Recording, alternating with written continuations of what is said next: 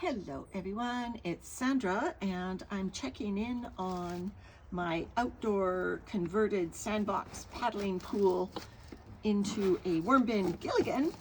And if you watch my previous video, you'll see that I've been checking on the composting action after giving Gilligan a feeding. And so today the temperature is still holding at about 21 degrees. Celsius, so about 71-ish degrees Fahrenheit. So let's open the lid and see what's been going on. So this is the burlap. So you can see some molding happening on this burlap that I just added with this last cycle. Is that a worm? Nope, not yet. Not seeing worms on the burlap. I'm gonna put this over towards the shady bit because I bet there's invisible little wisps in there. All right, so this was our last feeding zone. I also put some leek stems, some very long-term food in the back corner. Here's something molding like crazy in this corner. So a very vibrant ecosystem in this worm bin. It looks like the forest floor with food scraps. So Gilligan gets fed a lot of leaves, and this year a lot of egg cartons. So he's kind of an urban forest floor this year. I'm going to just push some of this top matter over to the edges. What is this moldy thing? Let's just take a look. Oh, it's a piece of pumpkin that was right on the edge and not buried, raw pumpkin. Interesting. So yes, it's going moldy, and that will get the worms into it, especially if I covered it with some moist vermicompost. So let's take a look and see how Gilligan is doing. I see some bright orange, which means there's still raw pumpkin hanging around. Today I'm feeding Gilligan some pumpkin that was previously frozen, so it will go a lot faster. I'm just going to put my hand on this bedding. It feels cool to the touch. The temperature probe is probably down 10 inches or so. So it's definitely not this pumpkin on the top that's generating any compost heat. You have to keep feeding even though there's visible food, because the composting action takes time to build up. And by the time this pumpkin is hot, this feeding that I'm giving today will have disappeared because the food I'm giving today is fast food. So managing this bin in the winter for me means looking at the various objectives of how much heat do I want to generate. I don't want it to be a compost pile, but on the other hand, taking advantage of composting action is a good way to go. What a beautiful worm, Gilligan. Missed him. Oh, just some beautiful worms in here. So let's keep pushing our pumpkin-y food. We're going to come across those egg cartons that I buried pretty soon. There's another beauty. There's a little tiny guy, but just such a vibrant color. All right, if you haven't checked out my comparison where I check out the what worms look like that eat solely leaves as a bedding versus worms that eat shredded cardboard, I posted that and I'll put the link in the description. So it does make a difference to the pigmentation of the worm. And so if you haven't seen that video, do check it out. All right, this is like the top of a pumpkin, and this is now down to the egg cartons. I can feel the bump, bump, bump with the fork as I gently move it. All right, so I'm gonna go in with my hands here and try to pull out a corner of the egg carton. Don't see any worms. Oh, yeah, there was one on there. Okay, it wasn't the pocket yet where the food was. Okay, come on. There. So now I've pulled out some egg carton with food in it.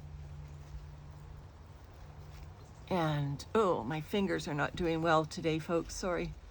So there is what the egg carton looks like full of food, full of worms, and they don't like the fact that I've just disturbed them.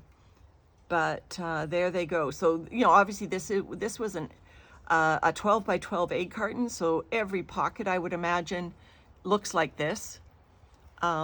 This is the food that has been generating heat for the bin over the last week.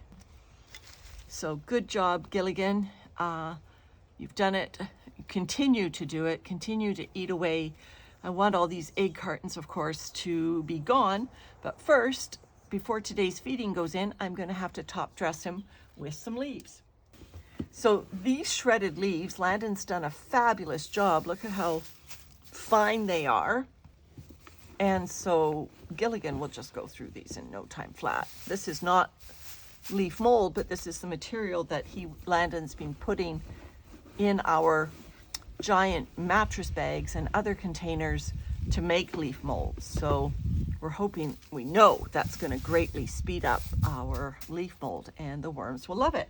Okay, next stop, pumpkin.